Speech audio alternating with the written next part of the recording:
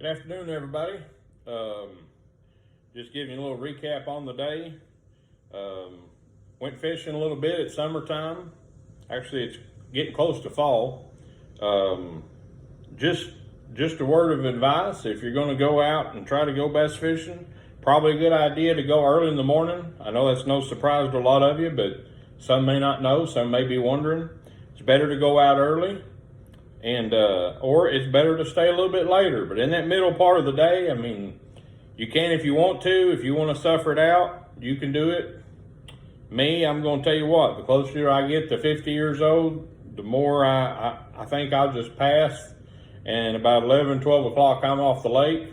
And if I'm going to go the evening, then I'm going to go about 6 maybe and stay to about 10 o'clock. Then I'm going home. I've caught several fish doing that. I'm not saying they don't bite in the middle of the day, but I'm just saying that that's for me. Seems like to me they're a little more active in the morning and they're a little more active in the evening. But that's a lot like we are, isn't it? We try to hide ourselves from the heat just like they do. A lot of times they're probably smarter than we are. So it came to mind while I was out there today to maybe talk about, everybody knows my favorite jig, what it is. It's the M&J Jig. But it came to mind to talk about line size and different types of line that you can use. So I started fishing jigs, like I've told you in a couple other videos. I started fishing jigs a little bit over 20 years ago. And when I first started, I didn't know any better.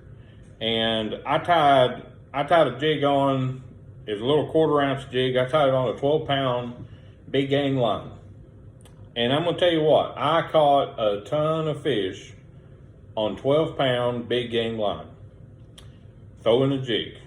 I threw 1/4 ounce on it. Probably that was my biggest one that I threw the most, was the 1/4 ounce.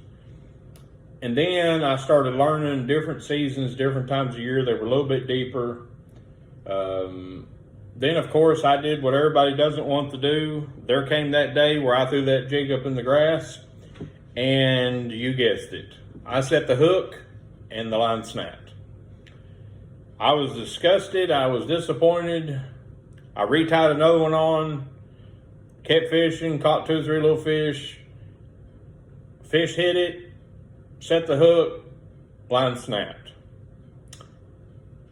Well, it didn't take me too long to realize that I needed to up my line size just a little bit. So I did. I went the extreme that everybody goes. I went to 20-pound test. And I fished that same 1/4 ounce jig for years until I started finding the sweet spot that I call it in jigs, which to me is 3/8 ounce. I realized that with that 20-pound test line, because 1/4 ounce, that 20-pound test, and I was still using big game, that 20-pound test, that line on that 1/4 ounce would sink very, very slow, which was perfect around when they were around the banks. But when you started pulling away from the bank and you started trying to fish about 10, 15 feet and drag it around those logs, it was taking it forever to get down. So don't get me wrong, it was slowing me down, but it was slowing me too far down. I mean, it was so much that couldn't hardly feel the bite. I'd miss fish because they'd have it and I didn't know they had it. So I went up to 3/8. And when I went up to 3/8, that's when pretty much my life changed when it comes to jig fishing. I started catching just about any kind and any bass almost every time I would go out. I've caught smallmouth, I've caught largemouth, I've caught spotted bass, I've caught bluegill on them that deep, I've caught crappie on them, I've caught catfish on them, you name it. That 3/8 jig, that's what I've caught all kinds of fish on. But I was using that 20-pound line. And it was that monofilament, which was big game line.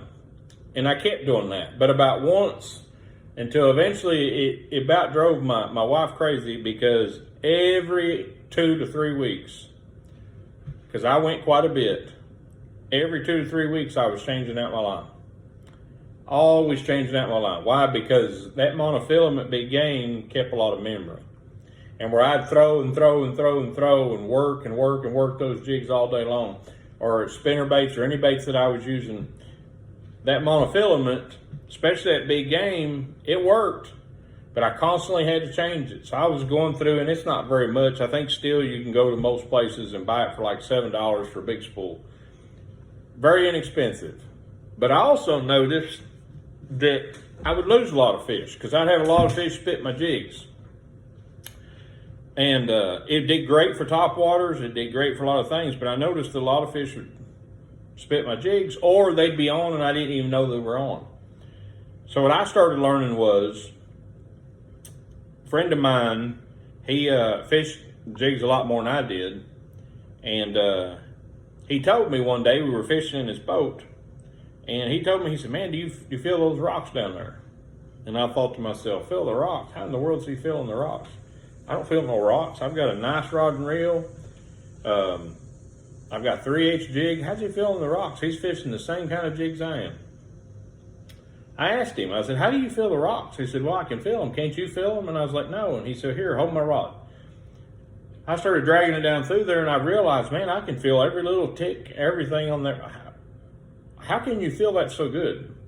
And he's like, well, you've got pretty much the same rod I do. He said, the difference is that line. Like, what line? Well, this right here is the line I started using, and you're going to hear all kinds of people talk about it. It's fluorocarbon, 15-pound Seagar. Most tackle stores carry it. That's the line I started buying when I go to a jig. When I throw those swim baits, a lot of times, that's the line I'll use. Now, I'm going to tell you the different side to that. The other side to that is whenever I like this P-line Floral Clear. Now, this is 20-pound test. I like this when I'm going to throw top waters, or that's probably what I use it the most for, because I really don't fish crankbaits very much anymore.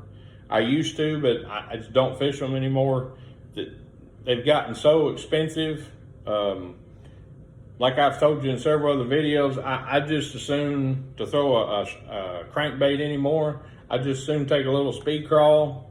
And this one right here is a blue bug.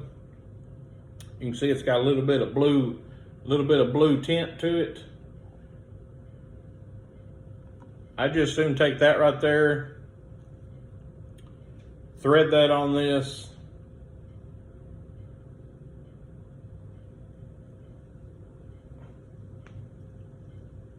and I just soon take that right there and put it on one of my bait casters and start throwing it and reeling it back. And reeling it back to me. Why? Because those little legs right there, I'll put a little video in the end. Those little legs right there, they kick like you wouldn't believe it. They come right through that water. I've seen right beside my kayak, right beside the canoe I used to have, I've been reeling that in and seen bass come up, right up, swallow it and eat it right there. But I use that on fluorocarbon line. And the reason is fluorocarbon sinks. Fluorocarbon is a little bit stiffer. It doesn't stretch quite as much as this right here. Now this line right here is Floral Clear by P-Line. It's a copolymer line, which pretty much means is they take a monofilament line and they mix it with the fluorocarbon. They put the over top of it. It's invisible in the water, not quite as much as the Seagar, but it's invisible a little bit in the water. But that Floral Clear, where it's a copolymer, it'll stretch. That's what makes it good for top waters. It'll stretch. I use that little small whopper plopper with it too. It'll stretch. So when you cast it out, fish comes up, grabs those treble hooks, you don't want to lose it. You still get a good hook set, but it's got a little bit of stretch to it. This fluorocarbon doesn't. This fluorocarbon stretches a little bit, but not as much. It's very sensitive. It also sinks, so you constantly have contact with that jig. If you're trying to fish that jig a little bit deeper, you constantly have contact. You can feel what's going on through there. Today when I was fishing, I could feel all the little trees, all the little logs. When a fish would hit it, I knew when I felt that little tick, I knew to reel down and try to find where and watch my line, and I'd reel down and I'd set that hook on that fish because I felt him. I felt him come up, and sometimes that's all you feel. But the reason you feel it has a lot to do with your line. Do you have to have a big fancy outfit rod? Look, this right here is a Shimano SLX, just a simple little bait caster. These little reels right here run you average about $100. The rod that's on there, that's a Arc. It's a catalyzer. This is a medium heavy 7-foot. Very nice sensitive rod. That rod run about $60. Very easy. If you live around us and live around me, Canepole has them. They sell them. They do great business there. They're wonderful people. They'll be happy to set you up. That's where I got this one. The jigs that I use, those M&J Jigs, they sell them there too. The line, they'll have everything you need right there. The most important thing I can tell you about line size. Can you catch fish on 12-pound line? Sure you can. My advice when it comes to fishing a jig, and especially, this is something else you got to think of, that hook size right there on these finesse jigs is a little bit lighter wire. It doesn't take a big hard hook set to hook those fish. It doesn't take anything, just a lot of people, I hear it all the time. Oh man, I broke a rod. I set the hook so hard, I broke a rod. Oh my goodness, I set the hook so hard, the fish lowered behind me. Look, I've done that before. Let me tell you something. You don't have to do all that, okay?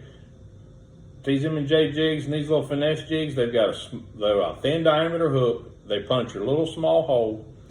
The brush guard is just right. It pulls back, sets the hook right through it. A lot of times people are missing fish or setting the hook on fish or missing them, probably because you're using some type of monofilament that stretches. It doesn't quite get that hook penetrated like it should. You don't have the right sensitivity. That Seagar is twice as sensitive, almost 3 times more sensitive than that Floral Clear is.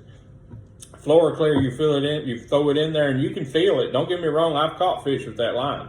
If that's the only line you've got, you can catch fish on it. But the sensitivity on that Seagar is so much higher, so much better. Like I said, I had a fun day. Didn't cost me a fortune to go. Had a fun time on a hot day. Hope these little tips help somebody. Hope if you got any questions, send them to me. I'll be happy to try to help you. I'm no big professional. I'm just an average guy that just loves going out and enjoying God's creation. I'm not here to try to talk up anything. This is what I use. This is what I do. Very blessed to have it. And anyway, I hope this helps somebody. God bless. Y'all have a wonderful day.